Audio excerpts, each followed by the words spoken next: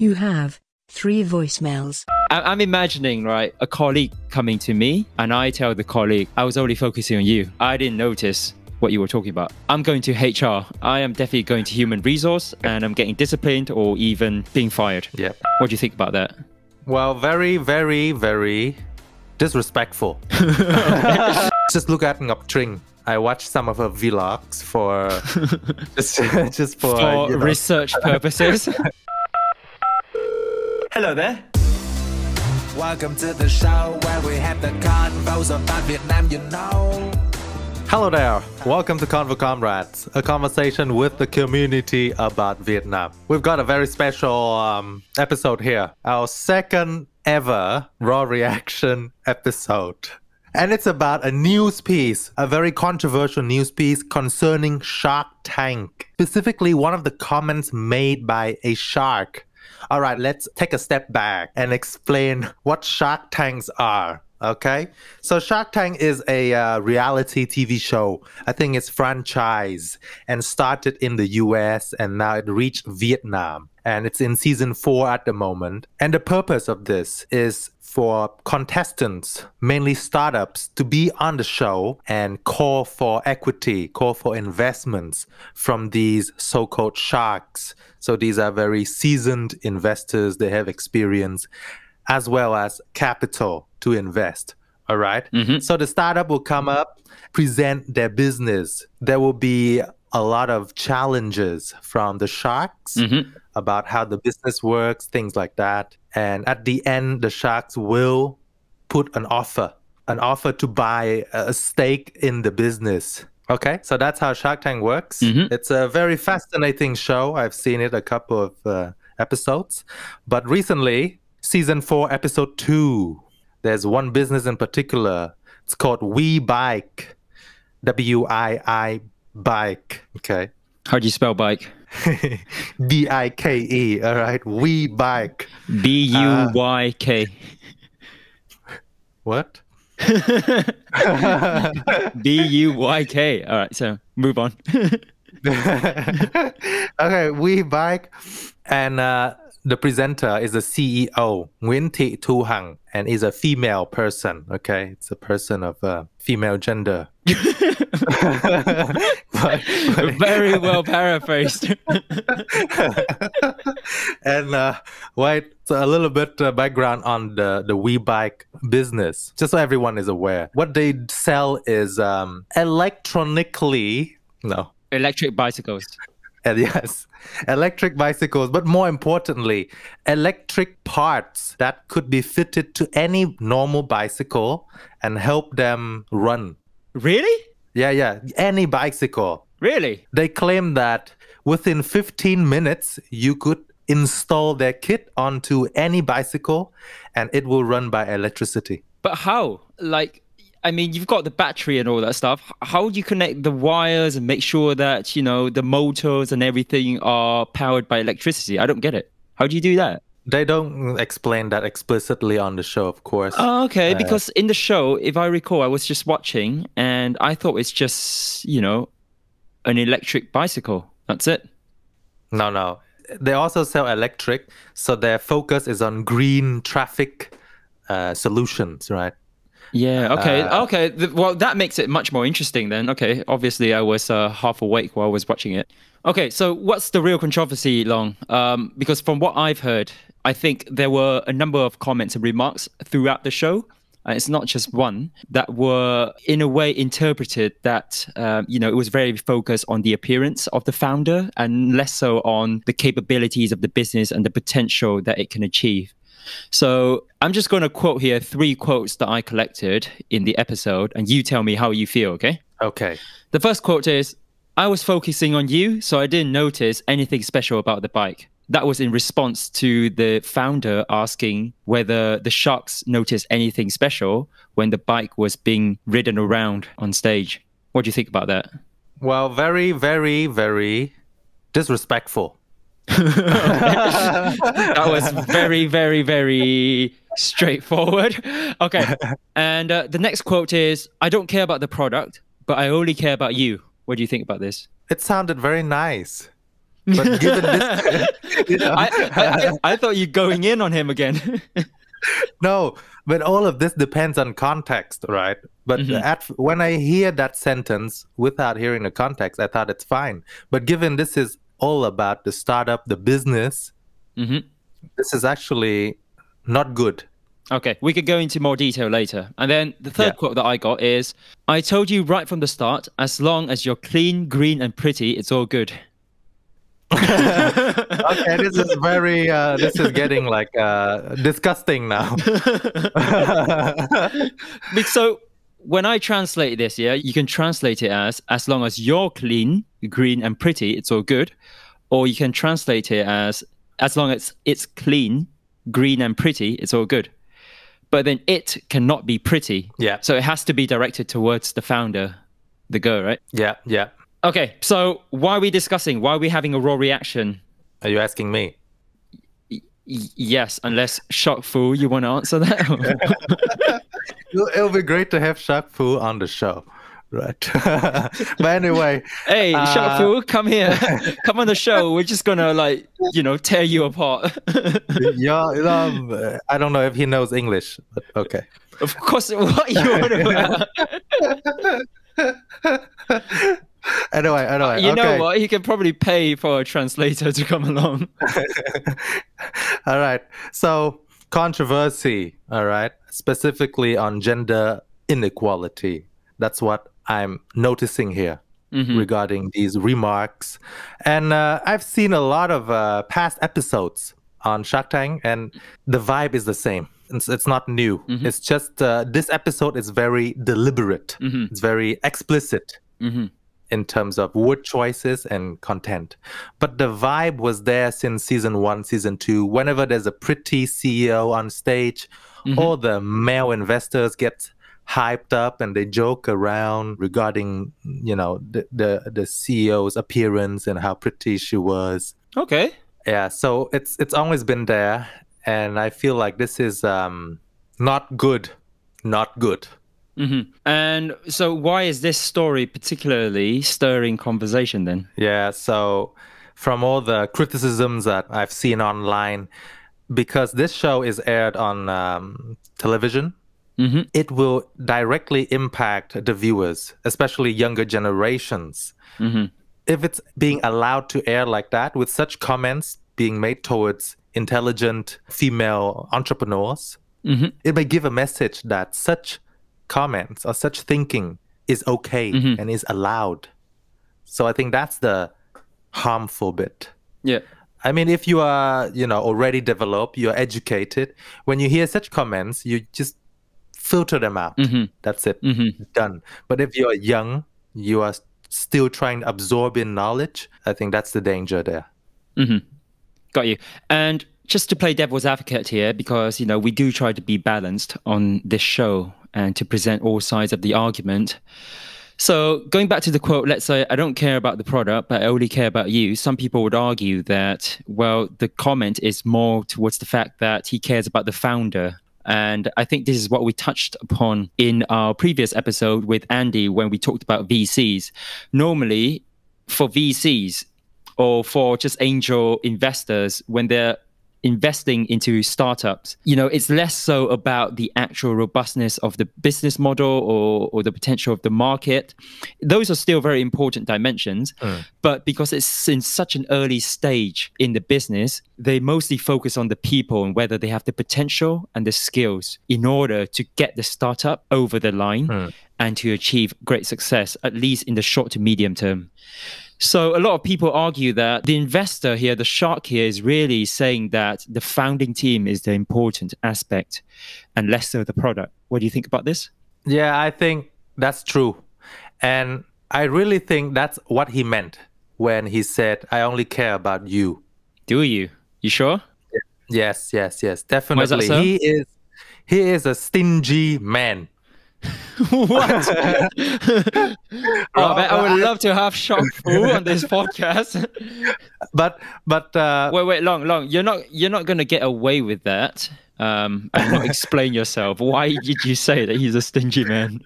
I've seen a lot of previous episodes, okay, where he made deals, right? and he always tried to bargain. Okay, so how it works is the startup CEO will put forward an offer. Let's say 1 million for 1% of my company, something like that. And he will say, okay, 1 million, but for 10%. Yeah. So first of all, he always bargain, which is fine. So that's not an argument then. No, he said first of all he always bargain, which is fine. which is fine on its own, but it's adding up weight. All right, okay, fine. Second point is. Second point is he always asks for a reassurance. For example, if the business fails, you have to come work for me for 3 years with a monthly salary of 5 million dong per month or something like that. He's the only shark that has this clause. All the other sharks were like, okay, I'll just invest. If you go bust, fine, I lost my money. Okay. But this guy is like, no, I'm not willing to lose my money. You're going to be my employee. I'm going to enslave you. That's right. So maybe stingy is not the very polite word to say. I think so too. He's a calculated man. Yes. So he won't just waste money on pure looks. Okay. Is that what I'm trying to say? He does a lot of research where he puts his money. But the general boardroom male environment in Vietnam, definitely think gender inequality is there, and they joke a lot on this kind of things. Can I ask you, Long? Yeah. Have you been a board member? I haven't been a board member, but look at Shark Tank, right? Even the list of sharks, the investors, it's always only one female and the rest is male. So you can look at a board from looking at the show. Male to female is 5-1. It's 3-1, but okay, close enough. It's 3-1. I thought it's 4-1. I thought it's okay. Let's move on. Okay, but my observation is that thinking of rich male board members tend to make sexual jokes is there. That's quite an assumption. I don't think it's an assumption. It's happening. It's real. We just don't know it. Okay, so yeah. So what's bad about this? Yeah, how do you feel? Yeah, you were asking my feelings, which I shared. Yeah. Okay, so how do I feel? I think there is basis and there is ground for that argument in terms of the investors wanting to focus on the founder and or the founding team. But it happened 3 times. And those were the 3 quotes that I quoted at the start. So it's kind of like a recurring theme. So it's not something that is a coincidence. It's not something that can be misinterpreted. It's something that is quite deliberately or actually subconsciously delivered in the show. For some context, Long and I both work in a professional environment here in London. So corporate London, that's probably the most corporate that you can get, probably just shy of New York. So we understand what corporate is, what professionalism is, and what the working environment should be like, or it's the sort of the standards here in the West. And let's just say you can never say these things. I'm imagining, right, a colleague coming to me and discussing some sort of document. And I tell the colleague, I was only focusing on you. I didn't notice what you were talking about. I'm going to HR. I am definitely going to human resource and I'm getting disciplined or even being fired. Yeah. I don't care about the product, but I only care about you. I'm getting fired. Yep. I told you right from the start, as long as you're clear, okay, I'm definitely getting fired and probably going to jail as well. So all these comments, that's not going to happen in London. And I appreciate the fact that I think Vietnam is, and in Asia as a whole, really, is much more patriarchal, which means that, there's a much more focus on the male and it's male dominating. We talked about this in one of our episodes in the past about age, right, and gender. I made my views very clear that it's very difficult to be a woman compared to being a male. And so, yeah, I understand the difficulties. And I think it's very undermining when you're putting yourself out there to sell an idea and a vision. You've gone through a lot of work. I mean, they've got a technical product director, product developer, fitting all of these things together, making that, I would call it like a minimum viable product to showcase to the world. And you can tell from her tone as well as from her emotions how much she cares about this product and how much of an impact, a social and an environmental impact that it has to Vietnam as a whole. So someone is going out there in front of, you know, everyone on reality TV to really tell a story. And by giving these sort of comments, you're really undermining that and placing the focus more on her appearance. And it's funny because some people say that, you know, she's not even that pretty. I think that's beside the point, right? It doesn't matter. Yeah. Some people say, okay, I'm going to play it back to you now. What if she doesn't feel that way? We're arguing left, right, and center about this. What if she wasn't even offended? What do you think? Then I think that's even more worrying. If that's the case, then she must feel that this kind of behavior and word choices is acceptable, where it should not be. You know, I'll admit to you, the first time I watched this episode, I just put it on the background, right? And I know that there's some controversy. So I on the back of my head, I was looking for that controversy. But the whole episode played through and I didn't notice anything. Was it because you were washing your dishes? No, because it didn't scream out controversy to me. Maybe a part of my brain is also accepting that fact. But afterwards, I sit down, I watch it carefully, and then I noticed the word choices were very, very wrong. So this is what that criticism is talking about, right? It's by airing this sort of things on television, we are telling the audience that this is acceptable, guys. Just talk this way. It's fine to joke about people's appearances. You know, especially younger generations, we accept it. And maybe that lady has accepted it somehow and is using it to her advantage. Yeah. And I think that society teach women, you know, if we don't change society, women will have to adapt to their strength. Okay.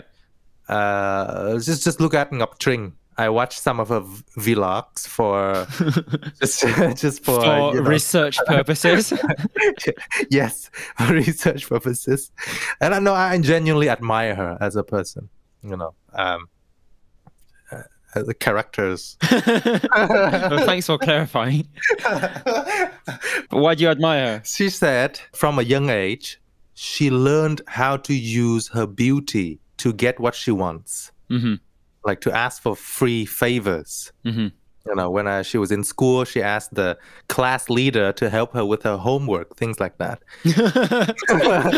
So, from a young age, and I admire her for admitting that. So that's being honest, right? So so if society teaches people there's gender inequality, there's a big focus on appearance, then women will have no other choice but to accept that and work that to their advantage. But I think that's wrong. Yeah, that's a temporary solution. But we need to re-educate, spread the right kind of knowledge. That's the way forward. That's a great point.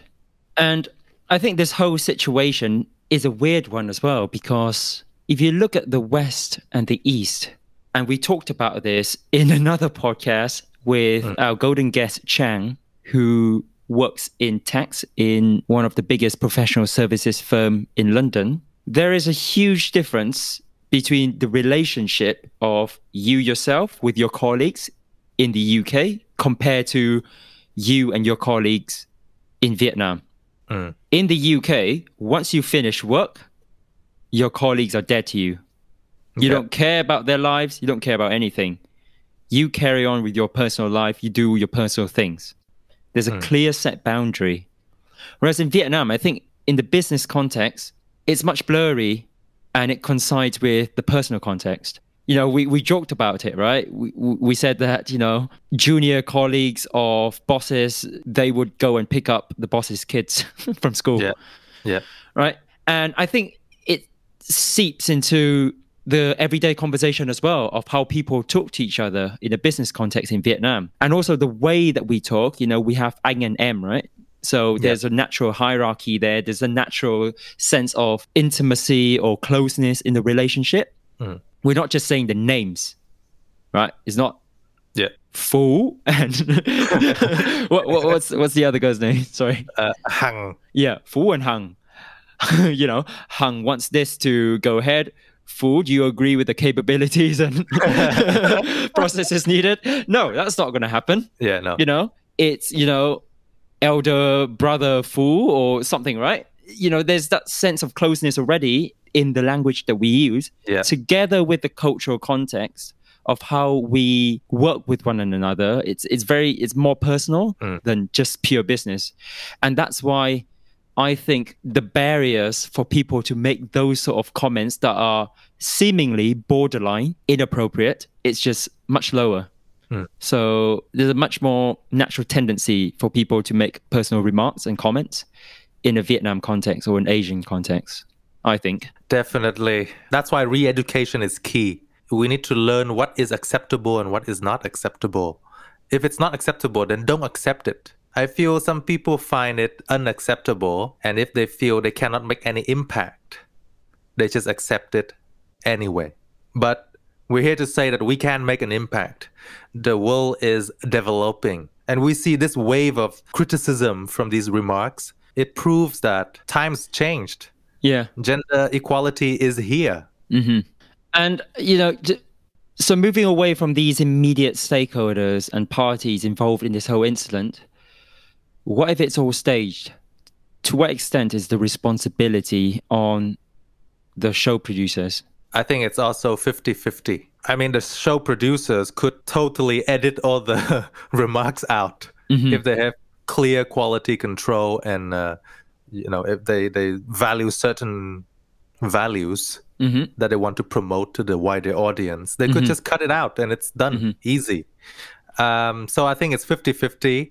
The sharks could make a remark, but the producers chose to retain those remarks. But from looking at it, it's cut very abruptly. You know, when I watched the show, I could hear clicks and pops, and, you know, when you cut scenes in a not so perfect way. So I'm saying the producer is not very good as well. Whoa. Editor fat. And yeah, and maybe it's a producer that's giving us the wrong context, because maybe the shark did say something first and the producer decided, oh, this is too lengthy. I mean, what if the guy says, I would never say, and then you call him and then you cut off the I would never say part out. And there's 180 degrees of what he meant. Exactly. So yeah, what if like he spent like, you know, 10 minutes monologuing about women's rights before that and then you just cut it out? Exactly. So I think it's 50-50. And the producer held the final pen. I don't think, I'm assuming here, I don't think the producer sent a copy of these guys for final approval. No, I don't think so. That'll take ages. Yeah. I mean, they're happy with what they said on camera. So there's no need to. So the producer had a final pen. So I think 50-50, definitely. Interesting. Okay, so any final conclusions then? Yes, final conclusion. I do have it. If you find something unacceptable, speak up. Actually, no, that's an amazing. you made like 10% of your point, and I have to interject. My question is now, okay, put yourself in a position. Okay. You're a pretty young entrepreneur who's trying to raise funds for your particular startup to try to save the world. Perfect. Okay? Yes. Feel like that now, Long. Close your eyes and feel like that. Yes. Now, your company's at stake here because you're in debt, as mentioned in the show. The company's dying. It's got a vision. You need money. You need capital. Yes. And this show really is like the final bloodline for you to get some sort of pump. Escape. Right? Okay. Yes. From the depths of hell. Okay. And then you've got this shark sitting there saying these things. Yes. There's no other way for you to gain capital. What do you do? Do you just accept? Or do you fight back and speak up, like you just said? What do you mean? There's no other way. No other way to raise capital and funding. She was crying. No one wanted to give her an offer. She was crying. That meant that, she was going down a dead alley. There was no way of coming back. No other options. It's a make or break situation for her. Try to imagine this, okay? You're in her shoes now.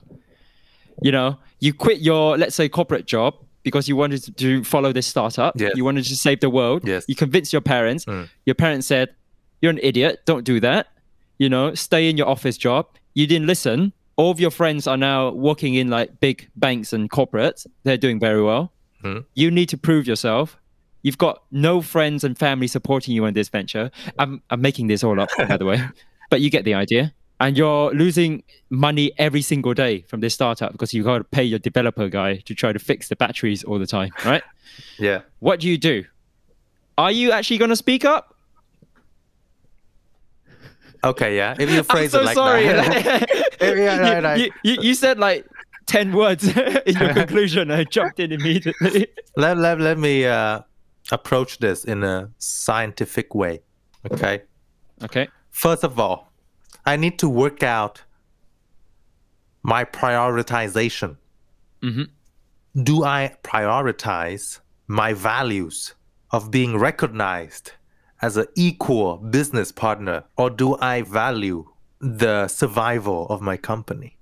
And then subsequently being regarded as an equal business partner when I have had my success. Okay. So can you answer that now then?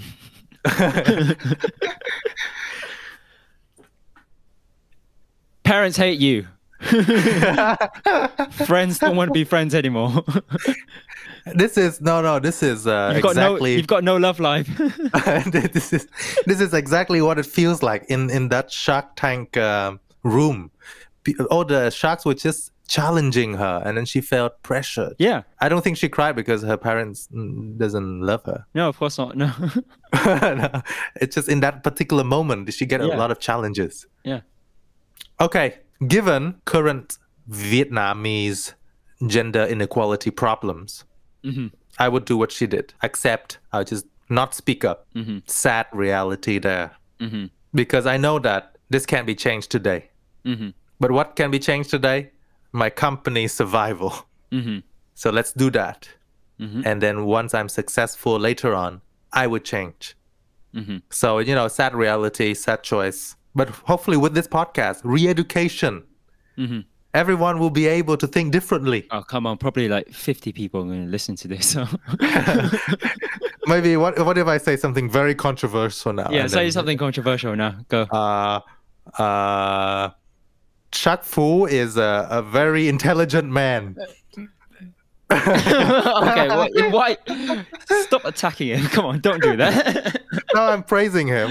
Okay, well, look, my conclusion is, and I shared this view in an article for Millennials Life, shout out to them, on the topic of toxic masculinity.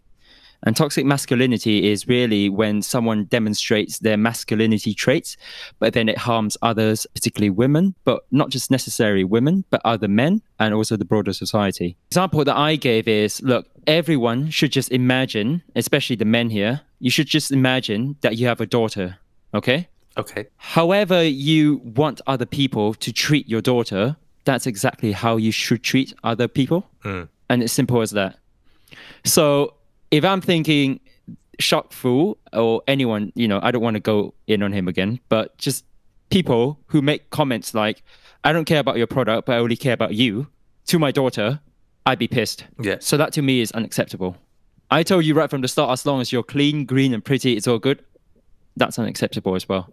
So I think the best way to judge your behavior and how you communicate to other people, especially women, if you're a man, is always put yourself in that scenario. Would you want other people to do the same to your daughter or not? I think that's probably the best way for me to judge someone's actions or their behavior. I think a quicker way is just to think as myself. Do I want someone to say that to me? I feel there's no need to. No, but the reason why you have to imagine a daughter here is because sometimes it's difficult for you to think of yourself as the other gender, right? But when you have your daughter, you have this very sort of fatherly emotion towards the daughter, and you don't want her to be discriminated because of her gender. Yes. That's the intention behind that, yeah. But I also don't want myself to be discriminated against gender. So, as long as you're clean, green, and muscular, Long. I actually feel quite nice. I know. When I said that, I knew you were going to feel happy with that. Yeah. So yeah, exactly. That's the difference, isn't it? Because as a man, when you hear that, you might feel good about yourself. Why is that? Right? I know. Then there's something different between gender. Yeah, imagine like if you're presenting a product, you're feeling very passionate about it, and someone says that, oh, I don't care about the product, I just care about, you know, your packs. Mm-hmm. Yes, thank you very much. Yeah, see, that's how you would react, right? So it's very difficult to put yourself in that situation because we're men. But I think if you think of it from, you know, your daughter's perspective, then yeah, and you think of it from a third person's perspective, it pisses you off. Yes. But is it acceptable though? So I feel it's nice, but is it acceptable to me? Maybe it should not be acceptable, and I should speak up. It's like, dear sir or madam, dear, please do not talk about my packs. Okay, let's. Can we conclude the show then? Yes, let's conclude the show. This is serious. It's not a funny matter at all. Well, you were just like dissing Xuan Phu. So, I'd like to conclude with my views. You've already concluded. No, we're concluding the show. We're not concluding with your views anymore. Do you have anything addition to add? No, I don't have anything in addition. let's conclude the show. All right. Thank you guys for tuning in into the second ever episode of Raw Reaction, where we discuss Xuan Phu's controversial comments regarding Wiibike. Disclaimer, we are not sponsored by Wiibike at all. Buyk. Buyk. That's not bike. Yeah, buy and then. Okay, we're not sponsored by Wiibike. Thank you for tuning in. Join the community at Convo Comrades on, YouTube, Spotify, Apple Podcasts, Facebook, Instagram. We probably should have TikTok on there as well. Yeah, soon. As for now, bye-bye. I hate it when you do that. I cannot do it.